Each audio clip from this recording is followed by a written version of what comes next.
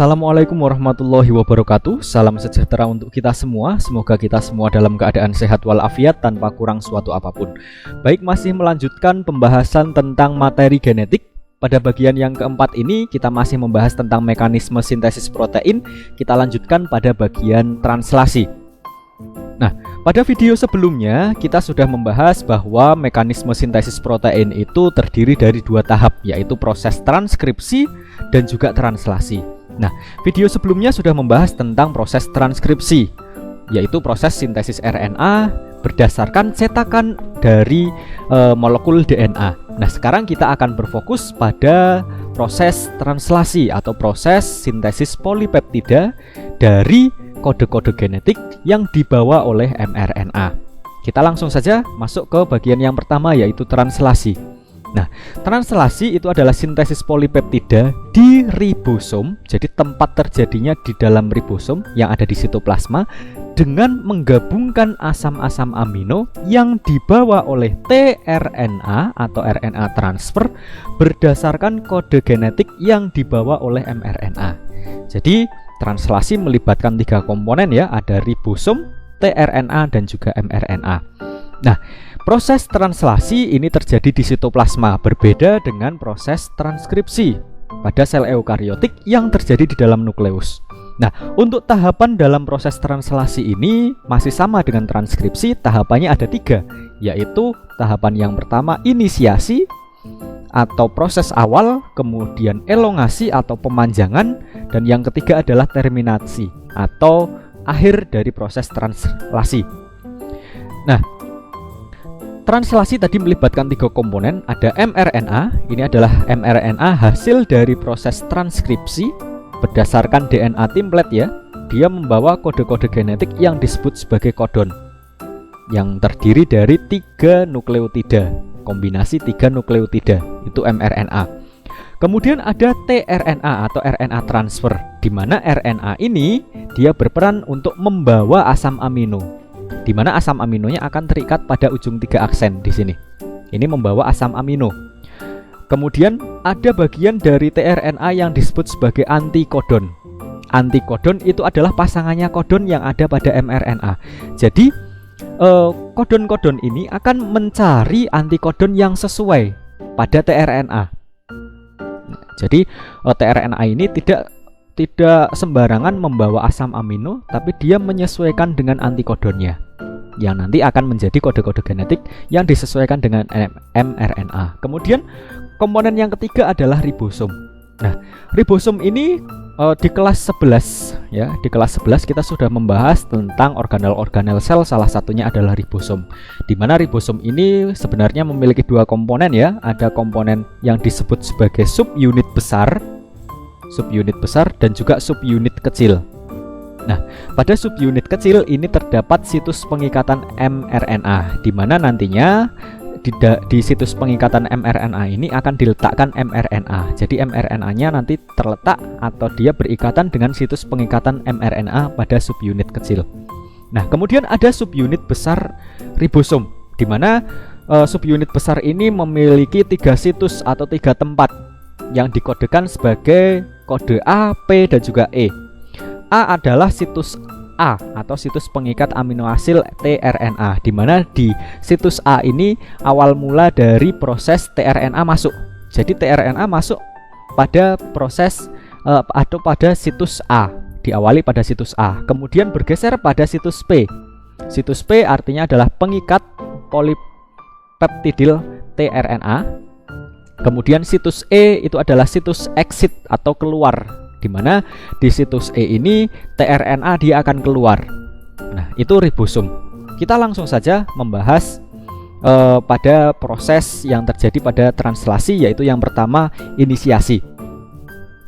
Nah, tahapan inisiasi itu diawali dengan subunit kecil dari ribosom ini akan mengikat mRNA hasil dari transkripsi, ya, dengan posisi sedemikian rupa terhadap start kodon.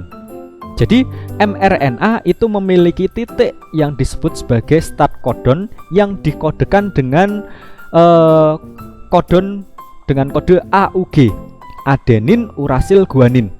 Jadi urutan kodenya AUG itu sebagai start codon. Start codon ini adalah awal mulai dari proses translasi. Nah, kemudian tRNA dengan antikodon yang sesuai dengan AUG, artinya antikodonnya berarti UAC karena A berpasangan dengan U berpasangan dengan A, dan G berpasangan dengan C. Jadi kodonnya AUG, antikodonnya adalah UAC. Ini terdapat pada tRNA. Jadi tRNA dengan antikodon UAC dia membawa asam amino metionin. Ini akan berikatan dengan start codon. Dia akan langsung berikatan dengan start codon. Nah, kemudian subunit besar dia akan membentuk kompleks inisiasi translasi yang terdiri dari ribosom, mRNA dan juga tRNA. Nah, tRNA inisiator yang tadi membawa metionin ini diposisikan pada situs P, ya, subunit besar ribosom ya.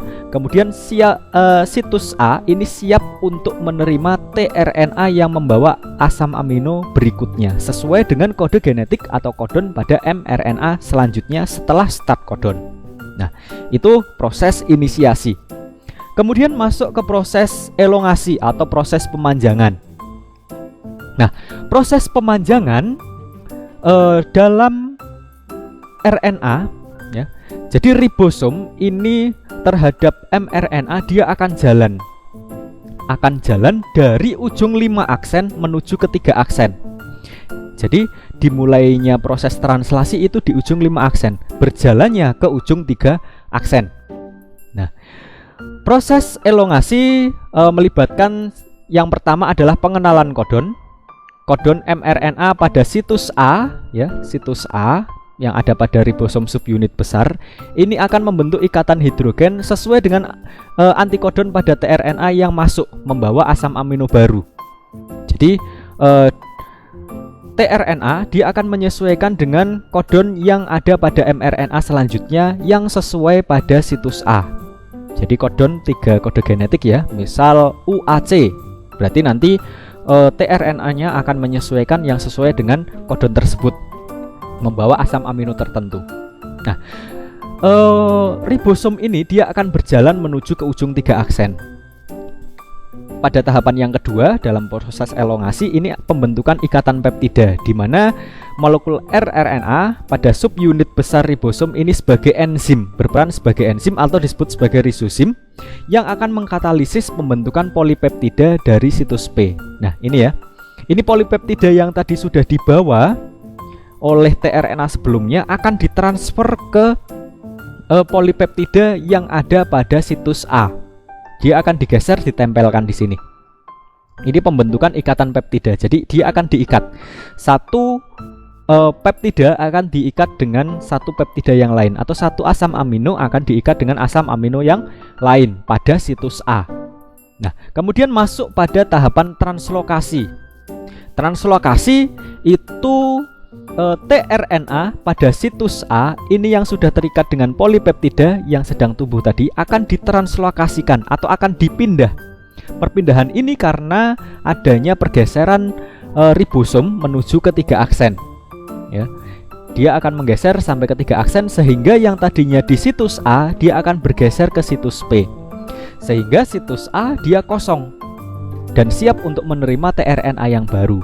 Nah, sedangkan tRNA yang tadi sudah ada di situs P dia akan bergeser ke situs E, dan di situs E ini tRNA yang tadi sudah kosong karena asam aminonya sudah ditransfer, dia akan keluar dari ribosom menuju ke sitoplasma untuk mengikat peptida atau asam amino yang lain yang sesuai dengan antikodonnya.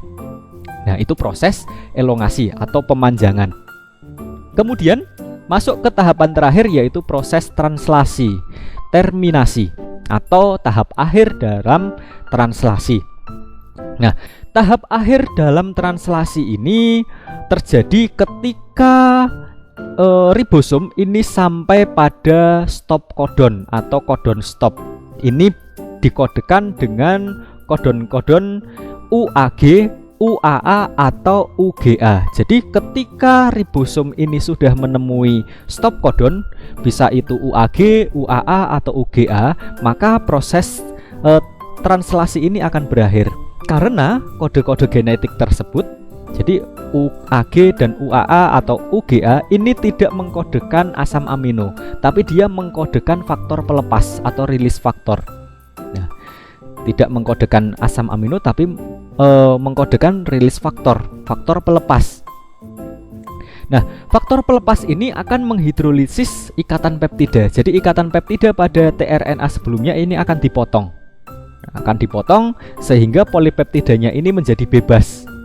Nah, dan tRNA tadi akan terlepas.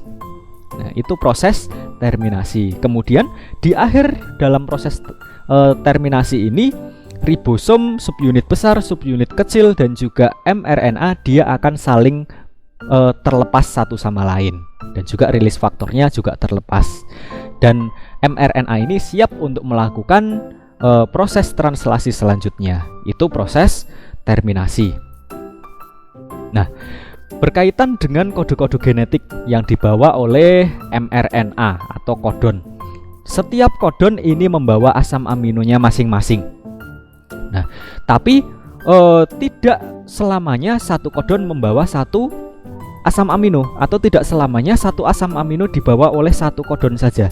Tapi bisa jadi satu asam amino dibawa oleh dua atau lebih kodon. Misalnya fenilalanin ini. Fenilalanin dikodekan oleh basa nitrogen atau kodon UUU dan juga UUC.